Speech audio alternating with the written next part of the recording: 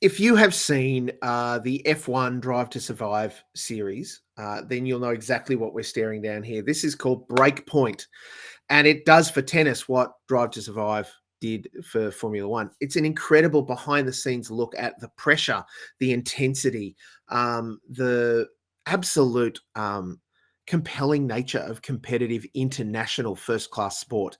You don't have to be a tennis fan. In fact, you don't even have to know which way to hold a tennis racket to enjoy Breakpoint. This is a show that explains a bit of the basics and gets you drawn into it, but it's not even about the game necessarily. It's about the people and the personality and why they are doing what they do and what it means to be operating at the top level in an international sport. Tennis is made up of 4 Grand Slam events, and the first one every year is the Australian Open out of Melbourne. And the first episode, actually the first 2, focus on the Oz Open from 2022, where, if you can recall, obviously Ash Barty won the women's final, and congratulations to her. But 2 young blokes called Nick Kyrgios and Thanasi Kokkinakis won the men's doubles, and to huge applause and controversy, of course, surrounding Kyrgios everywhere he goes. Now, I'm not a huge Nick Kyrgios fan. You may not like the man at all. I think this is a great insight. I don't think it's going to change your mind, but it's a great insight into who he is and why he keeps playing and even what he's doing half the time. But it's an incredible journey along with those characters, and not just him and Tanasi, but other great players that are on the circuit that are trying to make their living out of playing tennis. And it's pointed out it's pretty hard. Unless you can get some big name sponsors, it's a grind. And you only get big name sponsors if you win big matches or have big moments. And love or hate Nick Kyrgios, he creates both. He wins big matches and he creates big moments, and he has such a huge fan base that it's understandable he gets the support that he does. But look, check it out.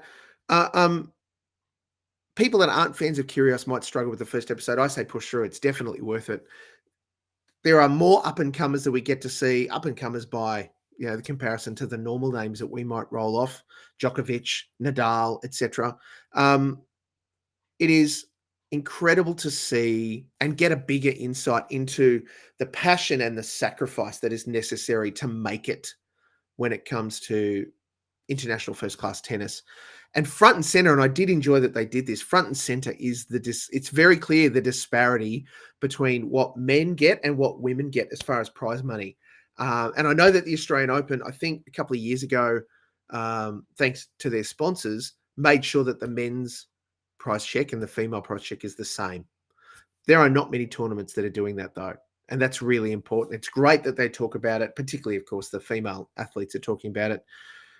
The big questions that this series asks is, what does it mean to win? And what does it take to win? And what sacrifices are you prepared to make to win?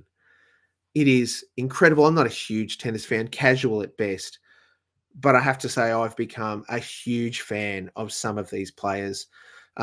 Breakpoint premieres on Friday, the 13th of January on Netflix. There are 5 episodes that will drop in the first instance, and there is another 5 episodes that will come in June 2023. So hang on, the cameras are still following. They're still doing stuff. That is Breakpoint. It's on Friday, and it's on Netflix.